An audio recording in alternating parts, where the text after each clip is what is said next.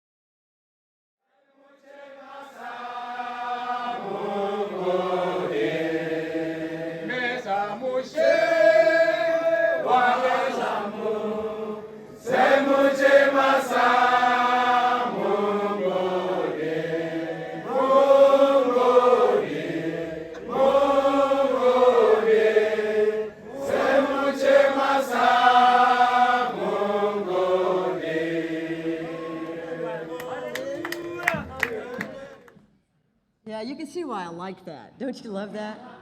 Man, it's just great. I don't know. I just was so grateful that we get to be a part of that.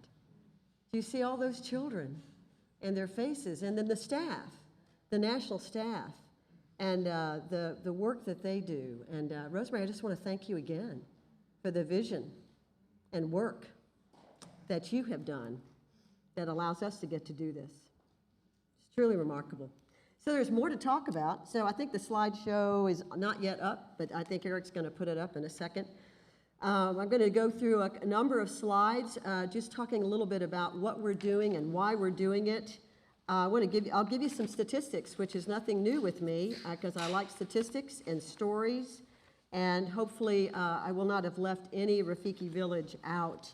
And if I did, if there's a story that I don't tell that you would like told, you need to email me those stories by this time next year so we can do that. So the first slide up is, this is the Great Commission. Go therefore and make disciples of all nations, Matthew 28:19a. And the Rafiki Foundation, we have the privilege of being a part of fulfilling the Great Commission. We really do. Because everything we do works toward making disciples, doesn't it? Those of you out there, everything that we do. Yes, we teach the Bible. We teach everything from a biblical worldview.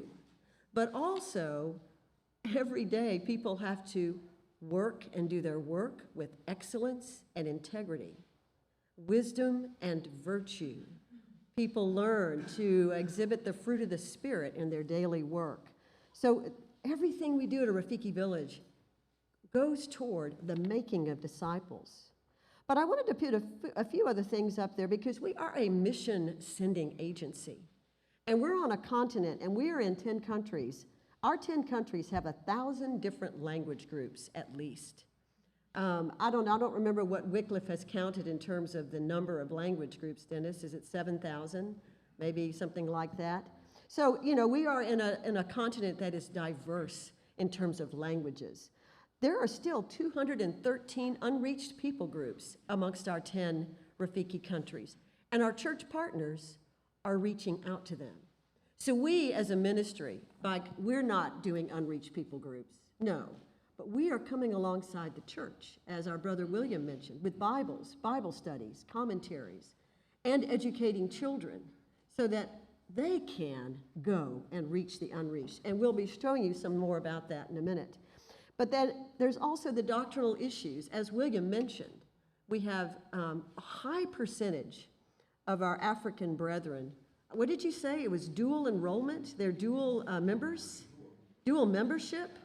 Where you've got some going to a Reformed church in the morning and the afternoon to Pentecostal. One statistic I read is 75% embrace prosperity theology. That's false teaching, and it's so damaging.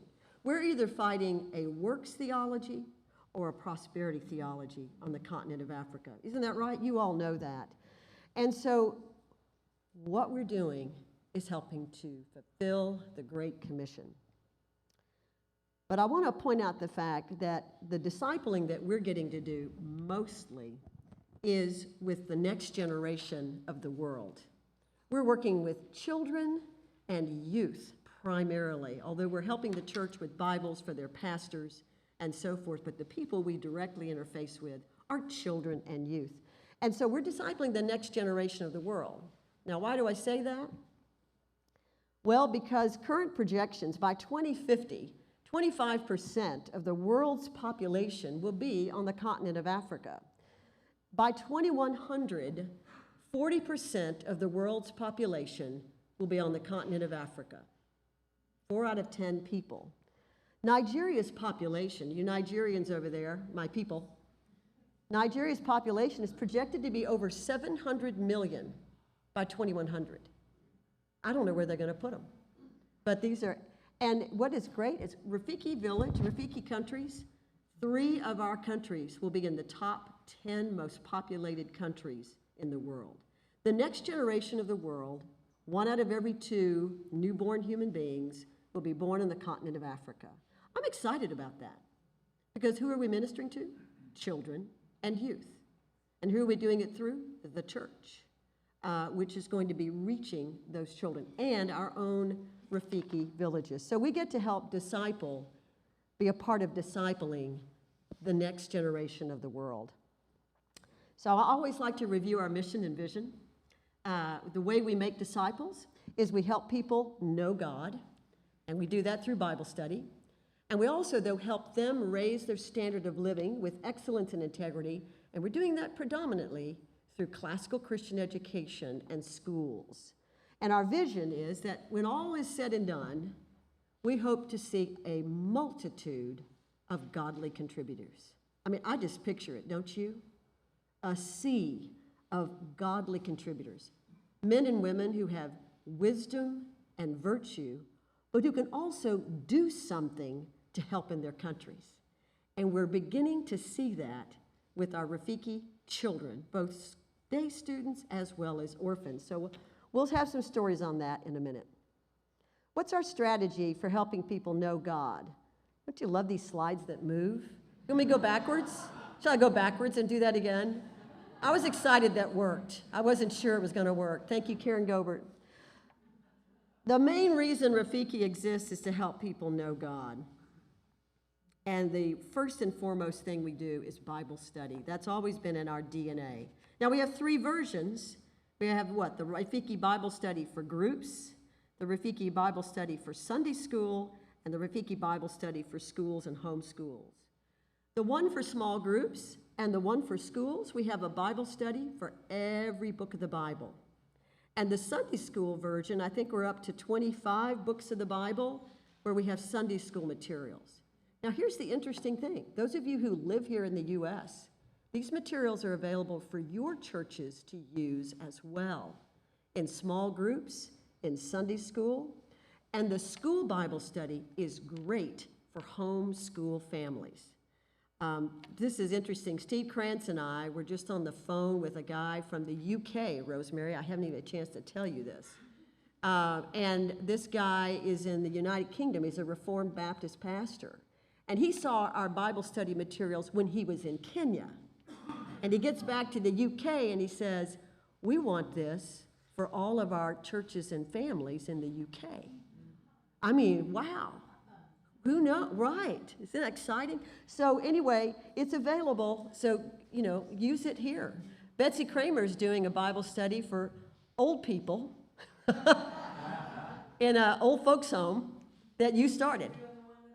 That's right. She's doing the one that you started. So that's our first strategy, is the Rafiki Bible study, and we have it in these versions. But the next part of our strategy is our education system, Bible study and classical Christian education together, 10 model Rafiki villages, which all of you are doing, are Rafiki missionaries. You are making them model villages. And we work through the church, through our church schools and partner schools. So this just gives you an idea of the scope. These are just 3 morning assemblies.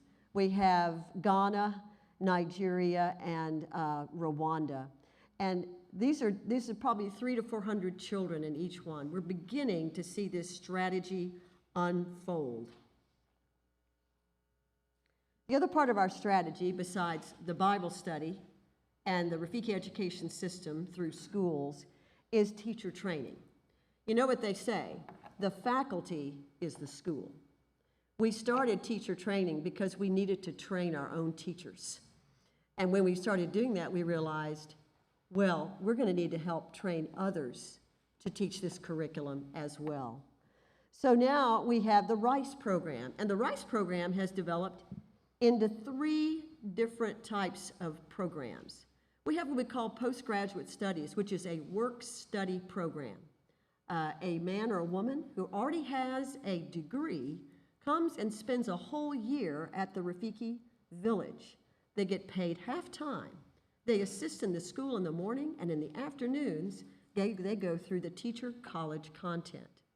I want to recognize Dr. Carol Krantz, who has labored and labored and labored for a decade, designing, writing, developing, rewriting, reorganizing, in many different ways, this massive amount of content now.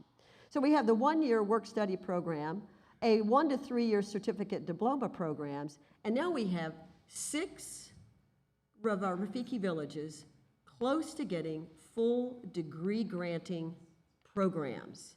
Those are 6 of our 10 Rafiki villages. So that's Liberia, Uganda, Kenya, Nigeria, Malawi, and Zambia are all in the process of getting our program approved as degree-granting institutions. So this is why we've developed the RICE program.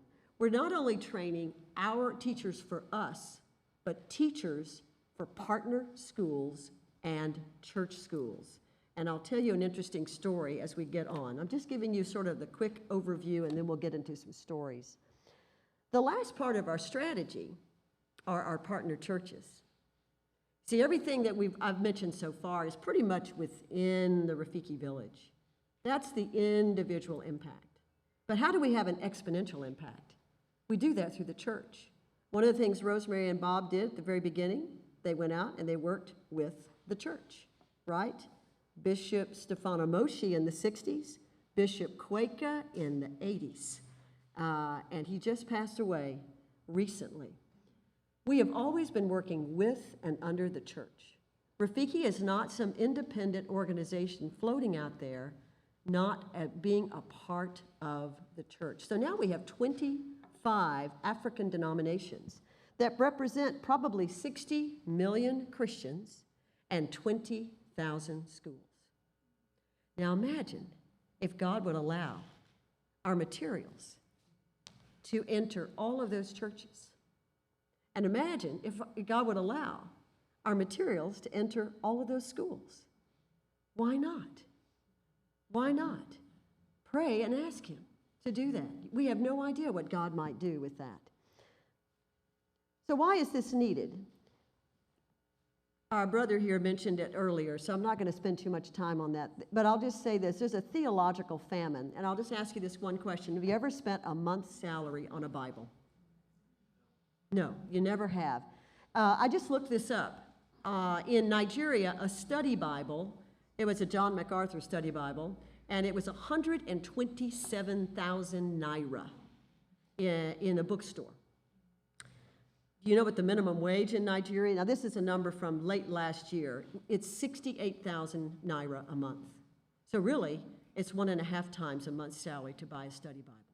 This is why our partnership with Crossway, who are sending out lovely, concise study Bibles that are going out for free to thousands and thousands of people through us, and the Reformation Study Bible are so critical. Why is this needed? The church schools are Christian in name only. They may do chapel once a week, but they only have a government secular curriculum. And by the way, the government secular curriculum is filled with evolution and will soon, by someday, be filled with transgender. Right now, our African brethren are standing firm, but it won't take much money or much time, and won't take much more social media for it to infiltrate government curriculum. We were told the story in Kenya. Some parents in Kenya last year said the government was going to somebody was allowing this to happen in the government curriculum. The parents saw it, they raised their hand in uproar and stopped it from being published. But it's just a matter of time. So we, by God's grace, have a complete education system that can replace whatever the church has to rely on. And this is what God has given us to do. The other thing is, it takes vision. This was interesting. Let me see if this will play. I go to schools upon schools, and I speak with the students. And when I finish speaking with them, I'll say, do you have a question for me? No hand goes up. A hand is just to go up. In all my encounters in Ghanaian classrooms, we have tamed the children. We just want them to write down what we tell them. At the day of exams, they should put down what we have told them. We say, you are the best student the country has ever known. That kind of education system will not transform Ghana. That kind of education system is not going to give us critical thinking individuals, especially since we are in the 21st century and education 4.0, the fourth industrial revolution. You can't memorize your way out of poverty. So that was a great quote. That was the Ghanaian Minister of Education, whom we met on our last trip. You can't memorize your way out of poverty. Now, I'll tell you what was encouraging. Because, yeah, there's a lot of need, but I'm encouraged. The Minister of Education, we met with him, and he showed us slide after slide of new schools he had built. He said, the problem is not necessarily money. The problem is vision. He had built brand new schools that looked like something that came right out of America. And so we talked to him. I said, well, we have curriculum that might help, but I said, it's all Christian. He said, well, 30% of our schools are under the church. Just doing it, you just need to write a memorandum of understanding and let's just get this thing going. I don't know if that's what's going to happen, but why not? Why not, right? The doors could be wide open. And so it takes vision, but there is a huge need. Rafiki is also educating children in need. There's a theological famine. There are church schools that are the same as government schools. There's material deprivation, children in great need. All of the Rafiki students in our schools are on some form of scholarship. But do you know what? For about $25 a month, you can help sponsor a child to one of these schools, a day student. I was excited. Shaquila was just telling me she went to a school in Lake Charles, and it's a charter academy, and 4 grades each sponsored a child. Don't you love that? Well done. That's super. So, be praying for that. We are asking God that all of our 3,600 children in Rafiki's 10 schools will be fully sponsored by individuals, schools, and churches. They're not now. Now, we take them in. We trust God, and He gives in other ways. But join us in prayer for that. In Africa, there are 100 million children, though, not in school. That's twice the number of children in America. It's an educational crisis due to material deprivation. But at our schools, the children get what? 2 meals a day. They get their own Bible, daily Bible study, and an education from a biblical worldview. This is making disciples. The other thing we have is an ideological invasion. And we've already mentioned this. Islam, the encroachment of Islam in our 10 countries it's just expanding greatly. It really is. You have prosperity theology, and then you have the LGBTQ agenda. Those things are making inroads. And the greatest defense against that are young men and women who are rooted in their theology, who are living godly lives, and who can contribute to society. You see, when people are poor, they can be easily swayed. It's not an excuse, but it does happen. And so you have Muslims coming in, and they can offer you bags of corn or rice, and they'll educate your children. What are you going to do when you're a parent? And half of your money goes to food. What are you going to do? But if you can be a godly contributor, which is who we are trying to raise, if you have been discipled, you'll be able to provide jobs, and you'll be able to stand firm in your faith. This is what God has given us to do in Rafiki against these ideological invasions. That's what it takes, is a mind that is settled on who God is and what His Word says. Why is this needed? Well, there's great potential. All the airports in Africa where we travel have all been improved. There is now a speed train from Lagos to Ibadan. Boy, I wish that was there 30 years ago. Man, it was an old Peugeot that never seemed to travel very well. So there's solar energy happening. There's a nuclear power plant. I'll tell you what, though, it's the Chinese who are developing all of this, right? But there's development happening, and you have Africans doing innovative development as well. There's a tremendous amount of potential and resources on the continent. So those are the needs. So we have the mission and vision, the strategy, the needs. Now, how's it working? What is going on with Rafiki? I love this story. This just came in from Uganda in the last month or so. The parents of one of our day students recently met with the head teachers at the school in Uganda. The parent wanted to really understand, what are we doing at this school in Uganda? The parent wrote this to the head teacher. Good evening, Teacher Chris. Thank you for today. So the parent had attended a teacher-parent meeting. She said, "Thank you for today. I'm glad I attended the meeting. When this term started, I felt challenged to read about classical education. So I thoroughly did." I love this parent. She said, I couldn't continue with something that I didn't understand and couldn't explain to someone else. That research increased my love for Rafiki. So today, as you people were explaining, I was so filled with joy. You are doing a commendable job.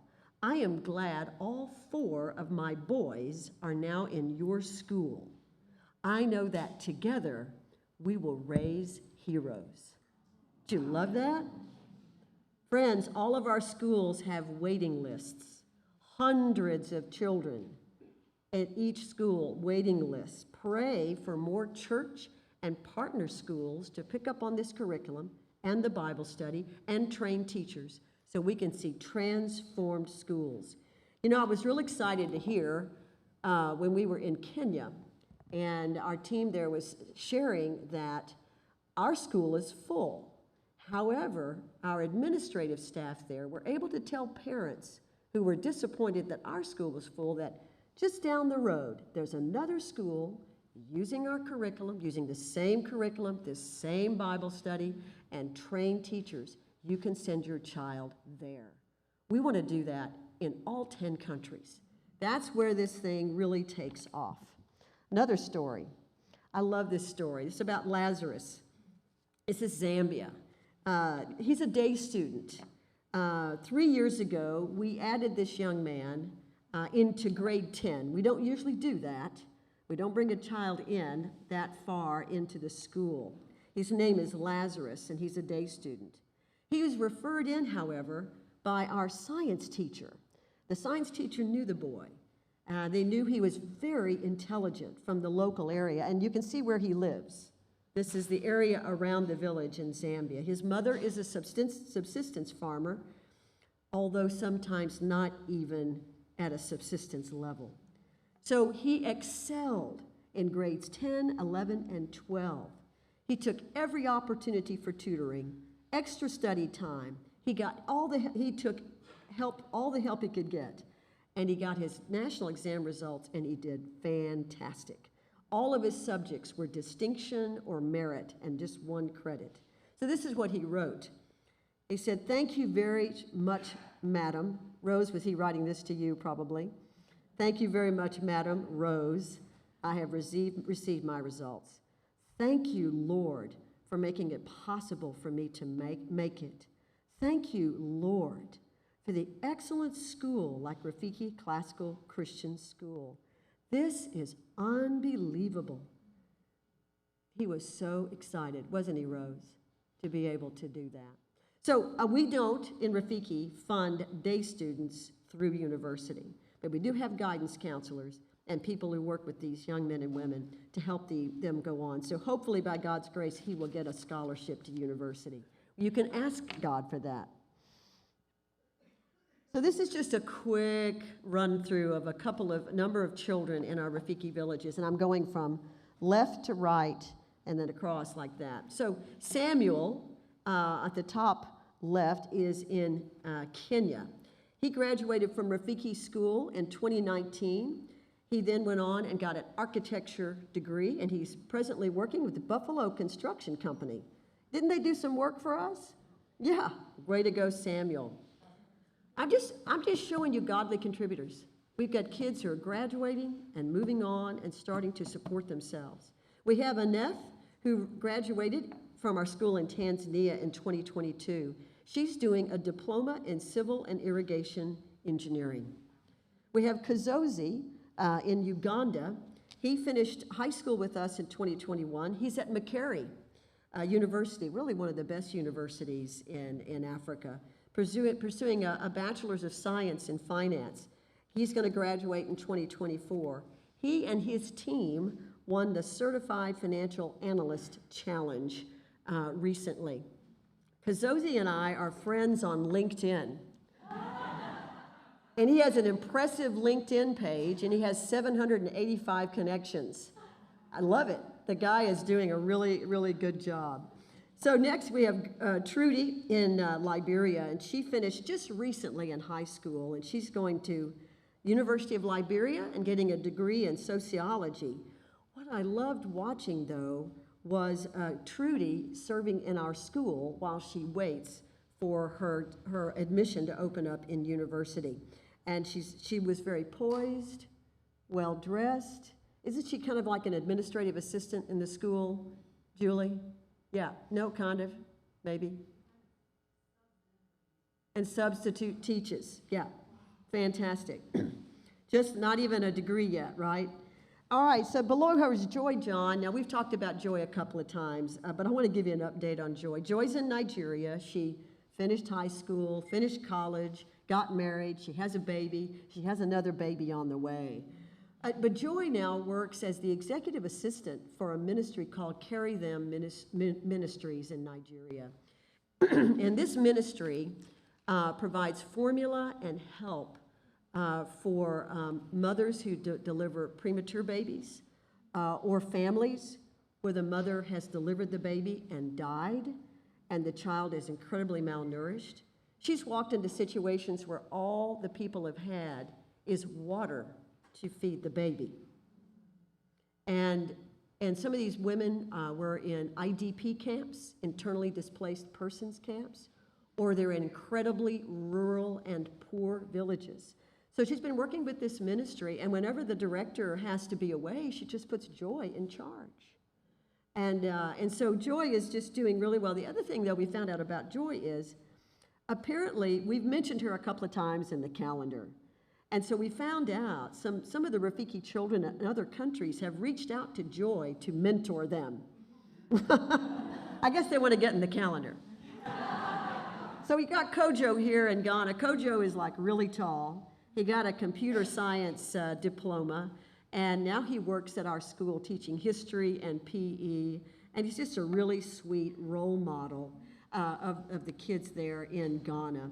And he's also finishing up a bachelor's degree. Yamakani did not make it, her picture did not make it here on this slide, but I want to tell Yamakani's story. She's in Malawi, one of our Rafiki children in Malawi. She came in at the age of 5 in 2007, right at the very beginning. Her father had died when she was 2, and her mother was in the final stages of HIV and about to die also. So the mother was so thankful that there was somewhere for the daughter to go. So after she passed, she was then placed at the Rafiki village. So in 2022, Yamakani graduated high school, began working and applying to colleges. While she waited for her next steps, she began working full-time at a local orphanage called You Are Not Alone. And during her employment there, while she was waiting for college, she got very positive reports about her character and ability to help. So she was recently accepted to a technical college and is getting a degree or a diploma in community development. She just completed her first semester, but she's continued also working full-time at this orphanage while going to school. She started a Bible study for the children at the orphanage and plans to help service projects for them. So another godly contributor. There's a picture of Joy John at work in the Carry Them Ministries there, taking care of children. And there's Wilson in Uganda, Kazozi, with his team, talking about how they're going to win the competition. All right. A few more children I want to highlight. We've got Shadrach in Zambia, graduated from our Rafiki school in 2021. He was in Africa University, Christian University for a year, but now he's at Cavendish, where he's in his 3rd year pursuing a degree in medicine. David in Malawi is pursuing a business and Bible studies program at Africa Bible College in Malawi, and he wants to be a pastor and businessman. Jordanos just wrote a book. Yes, so we're working on seeing about editing that and working on that, and we hope to maybe publish that and make that available. It was really amazing. Josiah graduated from Daystar University, had a bachelor in science and computer science. He now has a job and has another job developing and selling software. Sharon graduated from the Ndeje University in Uganda, and she's working on an electrical engineering degree, soon to finish this year. And she already has an internship. Winston in Liberia graduated from Rafiki, Liberia just last year. He now, as he waits for his admission to university, is serving at Rice. And I think he's a big help, isn't he, Christy?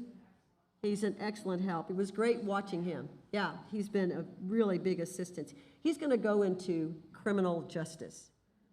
So I don't know about you, but I've just mentioned about 12 different careers and professions. Godly contributors. All these children know the Lord. At least they say they do, right? And so we trust that God has truly worked in their heart. But a few others. There's Yamakani. She made it to this slide. Good. So not all children pursue professions. We've got a chef in the making here. And I just put Enoch's picture up because he's so cute. And he's wearing that great-looking chef's hat. And his mother died within 2 months of his birth, and his father remains unknown. He was put in a baby's home, and nobody came to claim him. And so he came to the village in 2004. He loves the Lord. He enjoys serving his church in music ministry. And he graduated in 2021 from Rafiki Village School, and now he's pursuing a diploma in catering. I hope he's a good cook. I don't, Julie Peterson, you'll have to tell us about that. In Nigeria, we have a physicist, Tom Shoquist, a physicist coming about. This is one of our day students, Deborah, and she won first place in the state in physics. She's in our high school in Nigeria. Any more results on that? Did she go on to regional? Did she? So we don't know.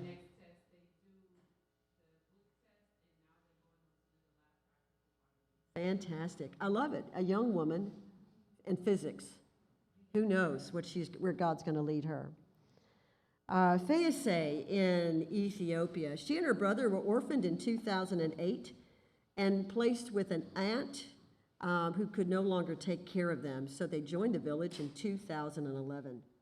And here's what she said as she studied the Bible and was growing in her relationship with the Lord. She said, you know, God is changing me as I read the Bible. The verse that has made the biggest difference is where Jesus calls us to be peacemakers. I'm trying to be a peacemaker at school. I've asked God to help me be a good student. I'm also praying that I will be successful in my studies. I am praying that all my family will follow Jesus and everyone become a Christian. She enjoys seeing God's hand in each of her school subjects, and she hopes to be a cartographer once she graduates. I love that. Through Rafiki Bible study, she says she's learned the importance of holiness, and she prays she will live a life that honors God. I think Fayese is the young lady who we discovered had a hearing impairment. Is that right? And we were able to get her some help? Yeah. You know, I want to just really, again, highlight our missionaries and our national staff. Each of these children that you've seen here have received such individual care. They need a hearing aid, they need glasses, they need some braces, they need some physical, something to help them. The team is all over it. And our team here as well, Erica and her team, work to make sure that all of those needs are met so that this young woman can live up to the potential God has given her. Jessica is in Liberia, and I just kept her story because her initial story is just so hard. She was found abandoned as an infant at a community school in 2009 and was taken to the police station. The police could not locate her parents, so they took her to the Ministry of Health and Social Welfare. Then she was placed in a local orphanage for temporary care, and no one arrived to claim her. So finally she ended up at the Rafiki village in Liberia. She originally, this is what you guys wrote a long time ago, she was a sweet girl. Right now I understand she's going through a teenage phase. But look at that face. Come on. Just remember, always go back to their young faces when you're having hard times with these teenagers, okay? All right. Come on, Jessica. Come on, girl. All right. All right, we've got a couple more, and then I'll be wrapping up in a minute. Joshua in Nigeria is now attending seminary in Jos, and he's pursuing a bachelor's degree in youth ministries, and his favorite class is Greek. So, woohoo! We got a pastor in the way. Here we go. And then we've got Naomi. Naomi is finished up at the village in Rwanda, and she is applying to medical school. How is that looking? Where are you all, Mike and Vicky? Right. Yeah, so she was accepted to the University of Rwanda, but UGHC is about one of the top 10 health and sciences universities in all of sub-Saharan Africa. I think she's going to get in, don't you? Yeah, Naomi's a wonderful young woman. She's an administrative assistant at the school right now. A lot of our kids, they finish high school, they apply for university, they take a bunch of exams, and it takes like 9 months, maybe a year before they get on into college. It's not like here. So they do something else. And a lot of them work at the village, or they go find jobs at orphanages or at schools and teach while they're waiting. The other couple of things I want to mention is our kids in Ethiopia did an outreach recently. There were 200 children who needed help with English. 20 of our kids were willing to go volunteer, and they only needed 7. So they went and helped to teach English to over 200 children. I love this because you all know that Ethiopia has been at war for over 2 years now. And there's a tremendous amount of turmoil and violence going on even around our village. So even in the midst of that, our Rafiki children and our team are still ministering to the community. Then we have our team in Rwanda. The kids did an outreach to children who are street children at Christmas time, where they did the Christmas story, presented the gospel, and some of the children actually received Christ during that time. Whoops, back. So that's the individual impact. Now let's talk about exponential impact. We're equipping the church through partnerships, Bibles, commentaries, and Rafiki Bible study. The Rosemary Jensen Bible Foundation, Crossway's 1 Million Bible Campaign. Over 30,000 Bibles were distributed last year to Zambia and Uganda. And then we're planning on another 100,000 going out this year, Nigeria, Kenya, and Ethiopia. So that'll be 130,000 just from Crossway. For Ligonier is planning 100,000 Reformation Study Bibles for Africa, over 40,000 to date, and more to come. Those are going primarily to seminaries in Africa, and Rosemary got that going as well. 20,000 Rafiki Sunday School sets have gone out to our church partners in the last couple of years. Thousands of commentaries have gone and will be going out over the next couple of years. Impacted Bible distribution. One of the coolest things we got to do this last trip recently was attend an event where 2,000 Reformation Study Bibles were handed out to missionaries of an indigenous church called Evangelical Churches Winning All in Nigeria. They have 2,000 missionaries, Equa Missionary Society, that are stationed in 19 countries. Most of that is in Nigeria, but they are in other countries. And so at this event, we were able to see the distribution of 2,000 Reformation Study Bibles. So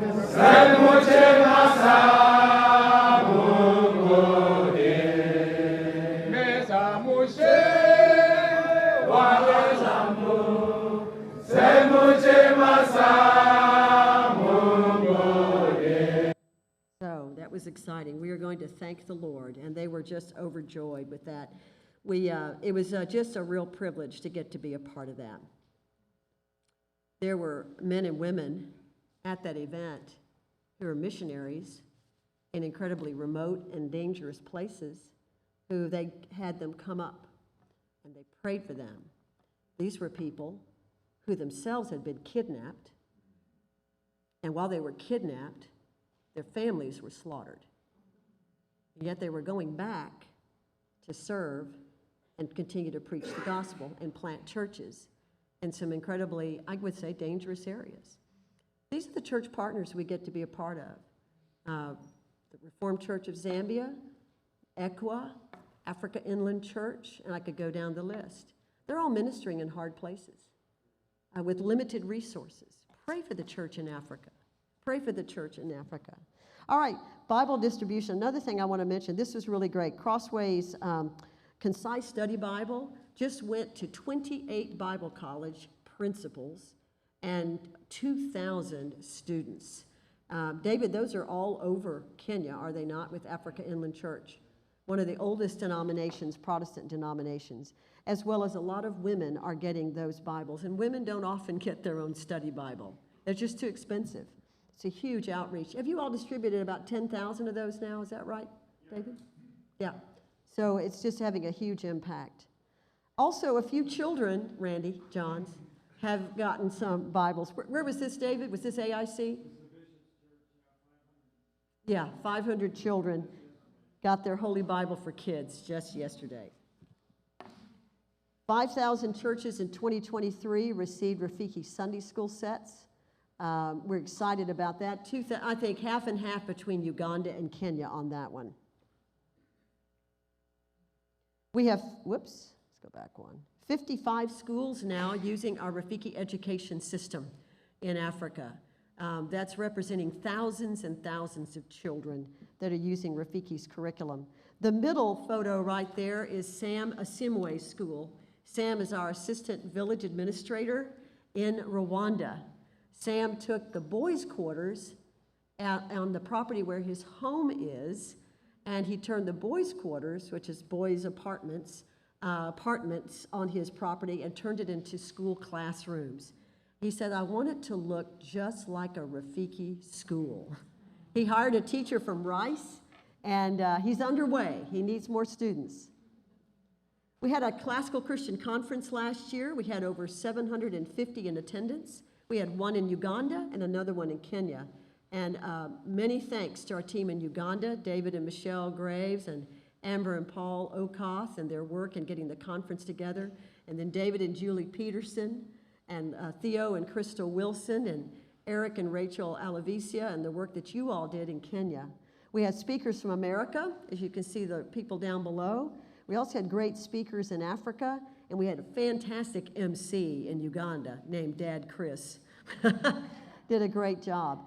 This has really accelerated the movement of classical Christian education throughout Africa, but also with the leadership in the classical Christian movement in America. We had the head of the largest classical Christian network in America attend the conference and speak. And then he went down to Zambia and saw our school. And he came back and he said, Karen, these schools are incredible. He said, you guys have Africa wrapped up. And he said, by the way, you have a teacher's college on the same campus with the school. Brilliant idea. We need to copy that. I'm not kidding you. He said all that. So I said, thank Rosemary. It was her idea. Rafiki Institute of Classical Education. I asked Kathy Brown, I said, how many students have gone through 1 year of Rice? Almost 500 gone through almost 1 year of Rice. That is a disciple-making environment. They get Bible study every day in the Rice program. They study courses from a biblical worldview. They're forced to read and write like they never have been before. They actually have to teach in a classroom. And it is an incredible disciple. 500 young men and women, and I would say probably 70% of them at least get jobs after they finish that 1 year. Rafiki Classical Academy is another thing that happened last year. I was making a list of new stuff, and I was like, what did we do last year? Oh, we had a school get started. Kelly Ford gets really the kudos for the work on that. She's done a fabulous job. The Academy has about 22 kids right now. We're going to double that this year by God's grace. We're going to be going from 4-year-olds to 5th grade there at the home office. And the school has an excellent reputation thanks to Kelly's work and some very generous donors who helped us. And the home office staff did some great work as well. So great work. If you have a chance, come by and see it. The building will be open today for those of you who are coming over to the home office. We have 3 goals with RCA. We want to minister to the community. We want to model our classical Christian education system, our curriculum, and we want to help others go and do likewise. Eventually, we want to be training teachers, not only for Africa, to go to Africa with us, but also to help establish classical Christian schools across America. Rafiki Bible Study USA, hundreds of groups are using the RBS in the USA. So again, I would encourage you to pick one up. Rafiki Widows Program, we have new products now called Bolgatanga baskets from northern Ghana, which is a predominantly Muslim area. We're now ministering to probably 400 to 500 people up in that area through these baskets. So they also get the Bible study. We have a number of other new products. So this afternoon, you'll have a chance to shop as well. We had a container come back from Kenya recently, so a whole slew of things you guys can pick up. The last thing I want to mention is I want to thank God for our missionaries. And I put photos here of these missionaries who've been out 20 years or more. Rose Allender, David and Julie Peterson, Carolyn and Doug Kepke, and Mike and Vicki Cook have been out 20 years or more.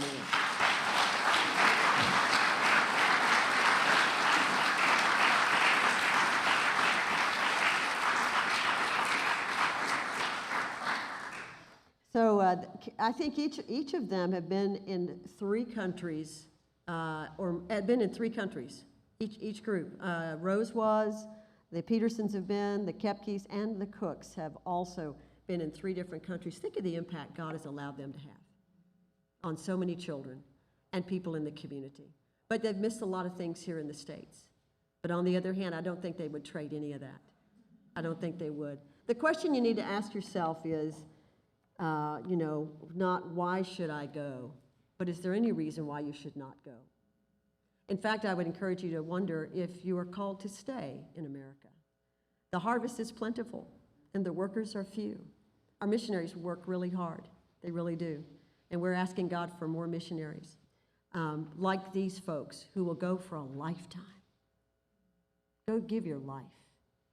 Why not? Jesus gave his for you. And he didn't just send a check. He came incarnationally. Checks are great. We need money. Okay. Right, Rosemary? But people are harder to find. And it's always been a problem, finding enough missionaries. That's not a new phenomenon. But pray. And those of you, go back to your churches and encourage your mission committee and talk to others. And maybe you yourself would get to go. It's not if you have to go. It's if you get to go. So start a Rafiki Bible study, support a missionary, go to the mission field, or volunteer here in Florida. These are some of our wonderful volunteers right here in Florida. Took a photo of them just recently at our volunteer lunch. Great team. All right, here are the opportunities we have for missionaries, and we have our next online training, April 13th, May 18th, September 21st. You can now do the training online on a Saturday. You don't have to come to Florida, but you're still welcome to. All right. I love this photo. This is from Nigeria, I think, right? You people over there? Yeah. This was your kindergarten. Let the little children come to me and do not hinder them, for such belongs the kingdom of heaven. And they are the next generation of the world. To God be the glory. Here we go.